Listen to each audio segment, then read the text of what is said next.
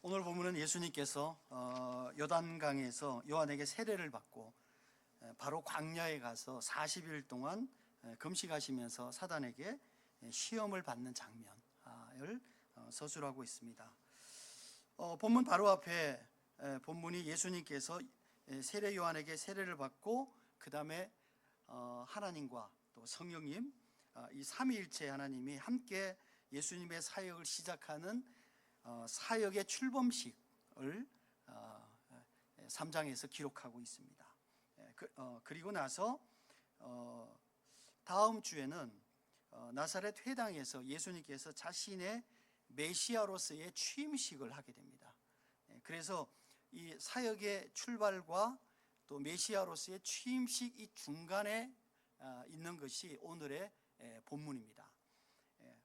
이 두 장면 사이에 이 본문은 오늘 예수님께서 사역을 시작하시기 전에 광야에서 시험을 받는 일입니다. 생각해 보면 사역의 출발과 메시아로서의 취임식 이전에 이 가운데에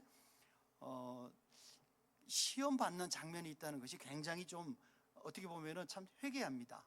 특별히 얼핏 생각해 보면은 하나님의 아들이신데 어떻게 사단에게 시험을 받는가, 또 이렇게 우리가 생각할 수 있습니다. 그러나 이 광야의 시험은 조금 특별한 상황과 보편적인 상황이 교차되는 이런 어떤 사건입니다. 그래서 조금 이따가 설명을 드리겠지만 일반적으로 여러분이 아마 이 본문을 설교를 꽤 많이 들으셨을 것으로 제가 생각이 됩니다. 일반적으로 여러분이 본문을 대한 설교를 들을 때 예수님께서 세 가지 시험을 받았던 첫째 시험, 둘째 시험, 셋째 시험, 그러니까 이런 내용을 주로 대상으로 그 의미를 해석하는 본문이 설교가 거의 대부분입니다. 물론 그 해석이 틀리지 않았어요. 그렇게 충분히 해석할 수 있습니다. 그러나 저는 개인적으로 이 본문의 이면에 있는 이 시험의 정확한 목적이 무엇인가 하는 것을 우리가 먼저 이해를 하는 것이 이 시험에 대한 내용을 충분하게 이해하는 방법이 아닐까라는 생각이 들어서 이제 그 내용을 좀 살펴보려고 합니다. 저희가 구약을 설교할 때와 신약을 설교할 때는 조금 다릅니다. 왜냐하면 구약의 경우에는 내러티브로 되어 있기 때문에 대부분의 경우는 그 스토리의 주제가 하나예요. 그런데 신약은 그 본문 안에 꽤 많은 내용들이 이렇게 있습니다. 그래서 그런데 그 중에 제가 가능하면 가장 중요하고 또 그것을 이해하는 것이 전체 본문을 이해하는데 좀 도움이 되겠다 하는 그런 내용을 여러분에게 좀 설교를 해드리니까 여러분께서 혹시 나는 다른 우리 목사님한테는 이런 설교를 주로 많이 들었는데 혹시 그런 생각이 들더라도 제 설교를 들으시면서 그것을 좀 같이 겸해서 본문을 이해하는 그런 도구로 삼으셨으면 좋겠습니다. 자, 우리가 1절과 2절 같이 한번 읽어보도록 하겠습니다. 1절과 2절 같이 읽습니다. 시작. 예수께서 성령의 충만함을 입어 요단강에서 돌아오사 광야에서 40일 동안 성령에게 이끌리시며 마귀에게 시험을 받은지라. 이 모든 날에 아무것도 잡수지 아니하시니 날수가 다함에 줄이신지라. 이렇게 되어 있습니다.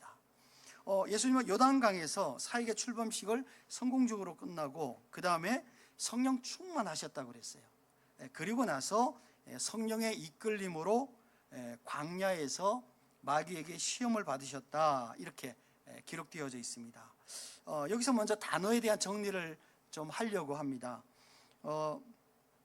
먼저 시험이라는 단어예요. 이 시험이라는 단어가 성경에 쓰여질 때는 항상 두 가지 중에 하나로 쓰여집니다. 하나는 뭐냐면은 이 시험이라는 단어는 테스트예요. 일반적으로 성경에서 테스트라는 것은 뭐냐면은 사람을 세우려는 목적이에요. 그러니까 하나님께서, 성령께서 예수님을 광야로 이끌고 가셔서 시험을 하셨다, 테스트를 하신 거예요. 테스트를. 그러니까 예수님을 이 땅에 메시아로 보내시면서 예수님을 세워주시는 그런 이제 과정이다, 이렇게 우리가 보시면은 생각하시면 되는 거죠.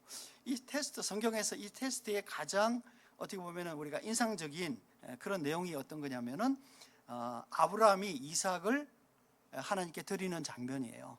굉장히 어려운 시험이죠.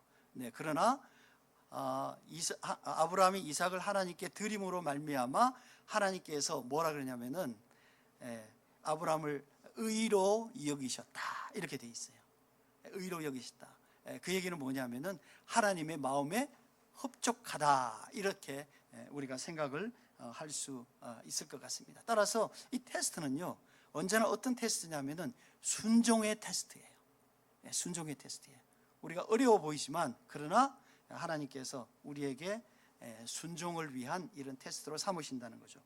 두 번째, 이 단어의 정의는 뭐냐면은 여기 보니까 마귀에게 시험을 받았다, 이렇게 돼 있어요. 성령이 이끌려서 시험을 하는 것은 한 장면인데 두 관점이 같이 부딪히고 있어요. 성령이 이끌려서 시험을 받는 것이 뭐냐면은 아까 지금 말씀드린 대로 세우기 위한 테스트다, 이렇게 돼 있어요. 두 번째, 마귀에게 시험을 받는다는 거였어요.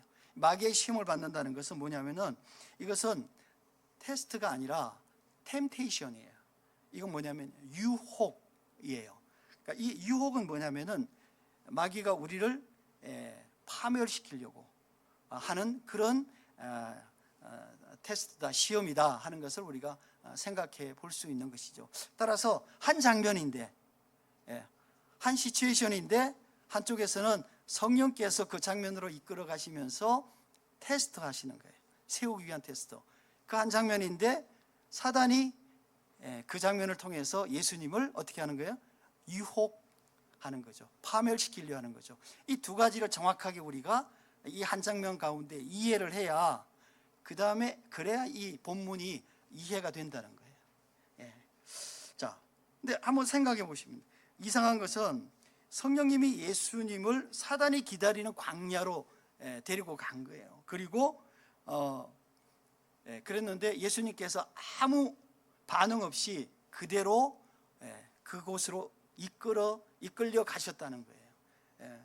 우리가 상식적으로 생각해 보면은 부모가 아들을 어쩌면은 회복할 수 없는 위험한 상황으로 자녀를 데리고 간 거예요. 그리고 그 상황에 그 자녀를 밀어넣는 거예요. 여러분, 그게 가능하겠습니까? 실제로 쉽지 않은 일이죠. 절대로 쉽지 않은 일이죠. 그런데 더 이상한 것은 뭐냐면은 그 자녀도 거기를 자발적으로 그곳으로 들어갔다는 거예요. 이걸 우리가 생각을 해야 된다는 거죠.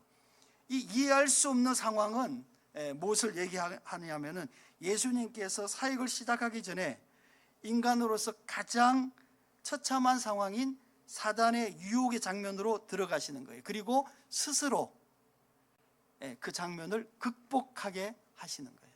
왜? 인간이니까. 그래서 하나님의 입장에서 보면 말씀드린 것처럼 이 장면은 순종의 시험이에요. 순종의 시험이에요. 하나님의 아들이라도 하나님께 순종의 시험을 받는 거예요. 순종의 시험을 받는 거예요. 여러분, 결과는 어떻게 됐을까요? 우리가 다 아는 바죠. 따라서 예수님께서는 하나님에 대한 순종의 시험과 사단의 유혹의 시험이 교차되는 이 상황을 예수님께서는 극복하신 거예요. 이겨내신 거예요. 이것을 이해하는 것이 이 본문의 가장 중요한 관점이다 하는 것을 여러분에게 말씀을 좀 드립니다. 두 번째, 하나님의 아들 예수와 인간 예수예요. 우리가 3절과 9절 한번 같이 읽어보도록 하겠습니다. 3절 9절 같이 읽습니다. 시작.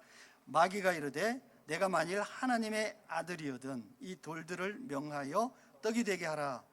또 이끌고 예루살렘으로 가서 성전 꼭대기에 세우고 이르되 내가 만일 하나님의 아들이거든 여기서 뛰어내리라. 이렇게 돼 있어요. 여기서 이 본문이요, 어쩌면 이 시험 장면에서 가장 중요한 본문이다, 이렇게 얘기할 수 있습니다. 뭐냐면 사단의 목적은 뭐냐면은 예수님이 하나님이라는 걸 밝히는 거예요. 예수님이 하나님을 밝히는. 그래서 3번의 시험 중에 2번의 문제 질문에서 뭐라 그러냐면 네가 하나님의 아들이거든. 이게 있어요. 하나님의 아들이라는 게 하나님이라는 의미죠. 조건을 붙이는 거예요. 그러니까 이것은 뭐냐면 사단의 속내를, 자기의 목적을 이 질문 가운데 드러내는 거예요. 이 질문 가운데 드러내는 게. 여러분, 이 대목이 왜 중요한가? 이 대목은 뭐냐면 예수님께서 이 땅에 메시아로 오셨어요. 그리고 우리를 구원하시려고 오신 거예요. 그런데 예수님께서 우리를 구원하시려면 십자가에 죽으셔야 돼요. 우리 죄를 위해서. 그러자면 이 죽음이 효력이 있으려면 2가지가 필요 충분 조건으로 갖추어져 있어야 돼요. 첫 번째는 뭐냐면은 사람이어야 돼요. 그러니까 하나님께서 이 땅에 오신 거예요. 그래서 우리가 예수님을 얘기할 때 완전한 하나님이시며 또한 완전한 사람이시다 이렇게 얘기하는 이유가 뭐냐면은 그 얘기예요. 그러니까 완전히 사람이어야 돼요. 그러니까 여자의 몸에서 태어나게 하신 거예요. 2번째는요, 죄가 없어야 돼요. 죄가 없어야 돼요. 그러니까 이 2가지가 필요 충분 조건이에요. 우리의 죄를 구속하시기 위해서, 따라서 완전한 사람으로 완전한 죄가 없는 상태여야 이게 구원이라는 것이, 구원 사역이 이루어진다는 거예요. 근데 만약에 이 2개 중에 하나라도 해당이 안 되면 안 되는 거예요. 그러니까 사단은 예수님에게 뭐라고 했냐면, 예수, 너 솔직히 너 하나님이잖아, 이렇게 물어보는 거예요. 그러니까 중간에 미션을 얘기하면서 뭐라고 하냐, 네가 만일 하나님의 아들이거든, 이렇게 얘기하고 있는 거예요. 너 하나님이니까 너 이거 충분히 할 수 있어. 그 얘기를 하고 있는 거예요. 사단이 예수님이 하나님이라는 걸 밝히기 위해서 3가지 문제를 낸 거예요. 어떻게 보면 사단 입장에서는 굉장히 괜찮은 문제를 낸 거라고 생각을 했을 거예요. 왜냐하면 예수님께서 40일간 굶주렸다고 그랬어요. 40일간 굶주리는 거, 이거 보통 어려운 일 아니죠. 그러니까 얼마나 배가 고팠겠어요. 그러니까 이 돌로 빵을 만드는 거, 이건 뭐 어떻게 보면은 식은 죽먹기죠. 그러니까 이 돌로 빵을 만들어서 너 배고픔을 면해라, 이렇게 되어 있는 것이죠. 그 다음에 예루살렘 꼭대기에서 뛰어내려, 그러면 멋지게 천사들이 너와서 받아줄 거 아니냐, 이런 이제 유혹을 한 거죠. 그러면 사람들이 와 브라보 그러고 막 박수도 치고 이 멋진 광경을 연출하게 되겠죠. 사단은 그것을 원했던 거예요. 그런데 여러분, 왜 사단이 이런 시험을 했냐면은 사단이 그걸로 성공한 경험이 있는 거예요. 우리가 창세기 3장 1절에 보니까 이렇게 되어 있어요. 사단이 하와에게 와서 이렇게 물었습니다. 뭐라 그러냐면은, 하나님이 참으로 너희에게 동산 모든 나무의 열매를 먹지 말라고 하시더냐? 이렇게 물어본 거예요. 물론 성경에는 한 번 쓰여졌지만 절대로 우리가 한 번 물어봤다 이렇게 생각하면 안 됩니다. 아마 기회가 있을 때마다 물어봤을 거예요. 그런데 어느 날 그 기회에 덜컥 들린 거예요. 이 성공한 경험을 사단은 가지고 있는 거예요. 그러니까 이 사단이 예수님에게 3가지의 질문을 계속했어요. 왜냐하면 이 성공한 이 경험을 갖고 있기 때문에 틀림없이 이거 걸려들 거다라고 생각을 했던 거예요. 그러나 예수님은 그 사단의 질문에, 그 사단의 유혹에 걸려들지 않았던 것이죠. 아마 어쩌면 사단은 굉장히 당황했을 것 같아요. 왜냐하면 그가 최선으로 생각하고 고민하고 했던 그 전략이 실패했기 때문이에요. 이 상황은요, 우리에게 많은 시사점을 주고 있어요. 그 내용을 3번째 여러분하고 같이 좀 나누어 보려고 합니다. 3번째, 우리에게 다가온 사탄이에요. 자, 13절 우리가 같이 한번 읽어볼까요? 자, 시작. 마귀가 모든 시험을 다한 후에 얼마 동안 떠나니라, 이렇게 돼 있어요. 누가복음 제가 제가 이제 누가복음 전공을 했는데 어릴 때 옛날부터 누가복음을 좋아했어요. 그런데 다른 성경에는 뭐라고 되어 있냐면은 사단이 떠났다 이렇게 되어 있어요. 근데 누가복음만은 뭐라고 있냐면 얼마 동안 떠났다 이렇게 되어 있어요. 뭐냐면은 이 문장에 굉장히 감칠맛이 있어요. 생각해 보게 하는 거예요. 네. 그래서 제가 누가복음 참 사랑하고 누가복음 공부를 많이 했는데, 어쨌든 사단은 쉽게 생각했던 예수님을 유혹하는데 실패하고 떠났어요. 네. 그러나 그거는 영원한 도망이 아닌 거죠. 전열을 다시 가다듬고 다시 찾아온 것이죠. 잠시 떠나온 거예요. 영화의 한 장면처럼 I'll be back 하는 거예요. 나 다시 돌아올 거야. 이 얘기를 지금 하고 있는 거죠. 그러면 사단이 누구에게 돌아왔겠어요? 우리에게 돌아온 거죠. 우리에게 돌아왔어요. 그래서 예수님에게 이게 잘 안 되는구나 라고 생각하고 그 다음에 새로운 상대를 고르기 시작했어요. 그게 누구냐면은 우리들이에요. 이 사단의 중요한 전략은요 뭐냐면은 의심하게 하는 거예요. 뭐 여러 가지 전략이 있어요. 여러 가지 전략이 있는데 그 중에 하나는 의심하게 하는 거예요. 에덴에서 아담과 하와가 하나님의 약속을 의심했어요. 전에는 의심하지 않았어요. 근데 사단이 계속 물어봤거든요. 아까 얘기한 것처럼 정말이니? 정말이니? 계속 물어본 거죠. 그랬더니 가만히 생각해 보니까 그 말이 맞는 것 같기도 하단 말이에요. 그 씨앗을 하나 툭 떨어뜨린 거예요. 그리고 나서 우리 마음속에 떨어뜨린 그 의심의 씨앗이 조금씩 자라나기 시작한 거죠. 자라나기 시작한 거죠. 우리는 자주 어떤 고난에 봉착합니다. 시험에 들 때가 있어요. 이때 우리는 이렇게 얘기해요. 왜 하나님을 믿는 나에게 이런 시험이 오나, 이런 고난이 오나, 항상 이렇게 반문할 때가 많아요. 그러면서 우리 마음속에 이런 생각이 가끔 들기도 합니다. 정말 하나님은 살아계시는 것일까? 만약에 하나님이 살아계신다면 어떻게 나한테 이런 시험이 있을 수 있겠는가? 이런 생각을 하는 거죠. 왜냐하면 내가 열심히 믿잖아요. 예배도 자주 계속 잘 나가고 헌금도 열심히 하고 봉사도 열심히 하고 정말 성도로서 교회 생활을 열심히 하는데 왜 나에게 이런 시험이, 이런 고난이 이렇게 자주 닥치는가? 이런 생각을 합니다. 그러면서 혹시 하나님은 계시는가? 또 다른 측면에서 혹시 내 믿음이 잘못된 것은 아닌가? 이런 생각을 할 때가 왕왕 있어요. 여러분, 가랑비에 옷 젖듯이 이런 사소한 이 삶의 현장에서의 하나님의 살아계심에 대한, 또 내가 갖는 믿음에 대한 의문이 생기게 해요. 누가? 사탄이. 이런 의문들을 자꾸 생기게 만드는 거예요. 여러분 주변을 한번 돌아보십시오. 여러분도 혹시 그런 일이 있을 수도 있지만 여러분 주변에 보면 많은 사람들이 이렇게 얘기합니다. 내 믿음이 시험이 들었다 그래요.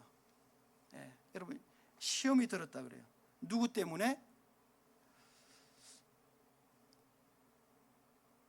다른 사람 때문에, 우리 교회 목사님 때문에, 장로님 때문에, 누구 잘 믿는 누구 때문에, 이렇게 얘기하는 사람 여러분 안 들어보셨어요? 많이 있어요. 많이 있어요. 근데 가만히 생각해 보면요, 그 얘기를 가만히 들어보면 누구 때문이 아니라 자기 때문인 거예요. 자기 때문인 거예요. 자기가 잘못한 거예요. 자기가 잘못한 거예요. 그러면서 누구 때문에 시험이 들었다고 그래요. 여러분 한번 생각해 보십시오. 이 교회 다니는 사람 때문에 내가 이런 시험이 들었어. 여러분 가만히 한번 생각해 보면요, 여러분 교회 다니는 사람은요 하나님이 아니에요. 여러분 교회 다니는 사람들은요 똑같은 세상 사람들과 다를 바 없는 부족한 사람들이고, 정말 뭐라 그럴까요? 우리 마음 가운데 말할 수 없는 그런 죄성이 있는 사람들이에요. 죄성이 있는 사람들. 그냥 한마디로 얘기하면 믿을 만한 사람이 아닌 거예요. 여러분 그걸 우리 아셔야 돼요. 물론 정말 믿음으로 내가 정말 착하게 그 다음에 선하게 하나님 뜻에 살려고 노력을 해요. 그러나 완전한 사람도 아니고요, 그냥 아주 신뢰하면서 믿을 만한 사람도 아닌 거예요. 그러니까 그런 분들이 저를 포함해서 여기에 다 모여 있는 거예요. 여기 있는 거예요. 그래서 우리의 믿음을 뭐라고 얘기하냐면은 칭의라고 얘기해요. 어렵지 않아요, 우리가. 그런데 뭐라고 얘기하시는 거예요? 어렵다고 인정해 주는 거예요. 어렵다고 인정해 주는 것이 어렵지 않다는 거예요. 그럼에도 불구하고 우리를 어렵다고 인정해 주는 것이 우리의 믿음인 거예요. 우리의 믿음인 거예요. 우리는 여전히 죄인이고요, 우리는 여전히 불완전하고 우리 마음속에 끌어오르는 이 욕망이 가득한 사람이 저를 포함해서 우리 다 이 안에 계시는 여러분이 이라는 거예요. 교회는요, 이런 사람들의 모임이에요. 교회는 이런 사람들의 모임이에요. 따라서 우리가 함께 있지만 그럼에도 불구하고 필요한 것들은 우리가 서로 확인해 나가고 그 다음에 인정해 나가고 이런 것들이, 과정들이 필요하다는 거예요. 그래서 사람들을 못 믿게 만드는 것, 그 다음에 야 교회 다니니까 무조건 믿으라고 하는 것, 이런 것들이 다 사단의 전략이에요. 그러나 그 과정 중에 우리가 사람을 너무 불신하면 안 되겠죠. 그러나 그럼에도 불구하고 우리는 믿어야 돼요. 그러니까 믿어야 돼요. 그러나 그럼에도 불구하고 우리는 뭐예요? 확인해야 되는 거예요.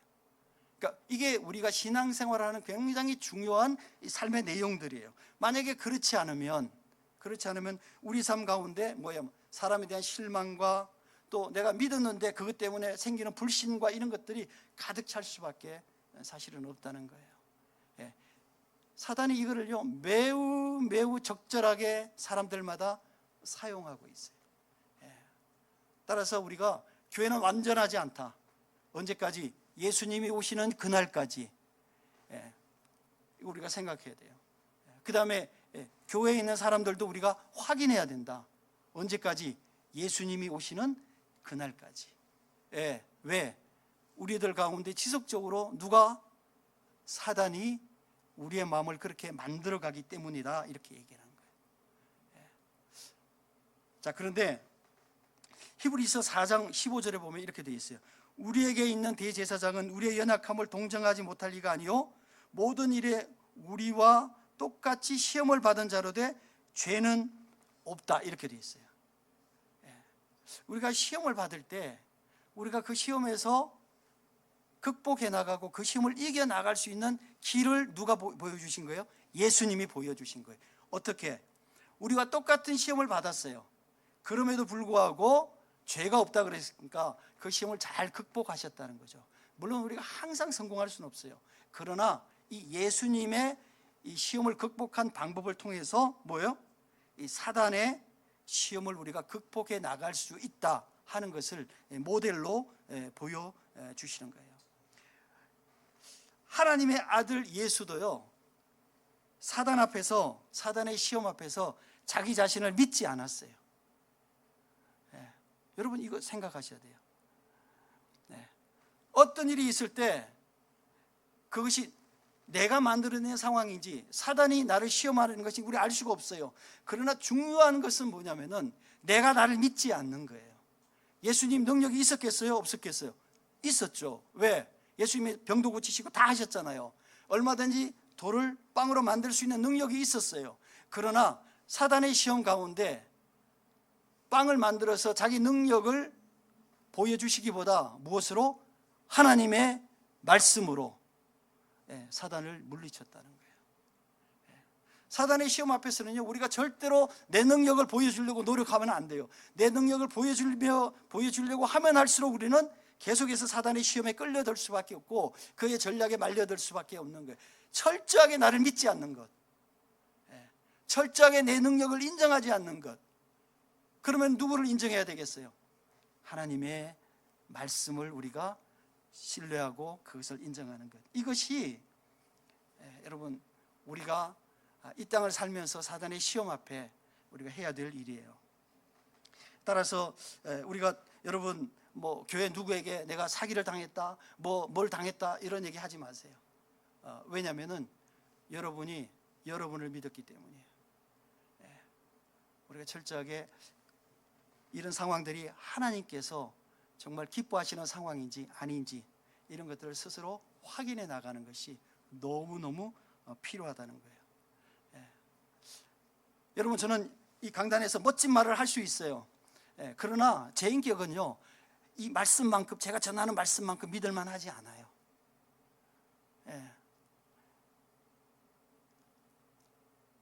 제가 이 말씀은 고민하고 묵상하고 해서 제가 여러분에게 소명을 받은 대로 전하는 거예요. 그러나 이 말씀 전하는 것과 저의 인격을 여러분 동일시하면 안 되는 거예요. 저는 이 말씀보다 훨씬 더, 저는 이거 소명이에요. 이건 제가 소명이니까 제가 연구하고 기도하면서 이 말씀을 전하는데 제가 이 말씀대로 살 수 있겠어요? No. 제가 살지 못해요. 그러나 살려고 노력하죠. 그리고 노력하는 가운데 우리에게 필요한 것이 뭐겠어요? 제가 저 자신을 인정하지 않고 하나님의 말씀을 인정하는 것이 우리가 말씀대로 사단 앞에서 승리하는 그런 방법이고, 예수님께서 우리에게 보여주신 승리의 비결이다 하는 것을 여러분에게 꼭 말씀을 드리고 싶습니다. 사랑하는 성도 여러분, 하나님께 대한 순종의 시험은 우리를 성장하게 해요. 또 하나님의 섭리를 이해하게 합니다. 그리고 사탄의 유혹은 우리를 불신하게 만들어요. 자신의 믿음을, 주변의 사람들에 대한 신뢰를, 그리고 급기야는 하나님에 대한 불신을 갖게 만드는 거예요.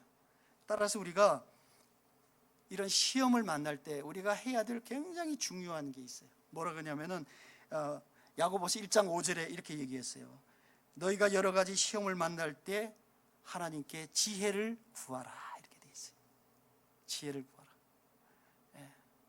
우리가 하나님께 기도하면서, 하나님, 제가 이 문제를 어떻게 했으면 좋겠습니까? 나의 지식과 나의 경험과 내가 아는 릴레이션십과 이런 것들을 통해서가 아니라 하나님으로부터 오는 지혜, 하나님께서 원하시는 방법으로 이 문제를 해결해 나가는 것, 이것이 우리가 진정으로 사단의 시험을 극복하는 방법이라는 것이죠. 우리와 동일하게 삶의 시험을 받으신 예수 그리스도, 자신의 능력이 아닌 하나님의 지혜와 말씀으로 그 시험을 극복하신 예수 그리스도의 겸손함, 이게 우리에게 필요하다는 거예요. 여러분들이 삶을 오래 사셨기 때문에 어쩌면 삶에 대한 지혜와 삶에 대한 경험과 삶에 대한 지식이 많이 있을 거예요. 그러나 우리가 사단의 시험 가운데는 그런 것이 우리가 소용이 있는 것이 아니라 정말 하나님께 기도하면서 말씀으로 하나님이 허락하시는 지혜로 그 시험들을 극복해 나가는 것이 가장 하나님께서 원하시는 삶의 방법이고, 사단의 유혹을 하나님의 순종의 시험으로 변화시키는 원동력이다 하는 것을 우리가 이해할 필요가 있을 것 같습니다. 여러분 삶 가운데 이런 하나님의 은혜와 또 능력이 있으시기를 축원합니다.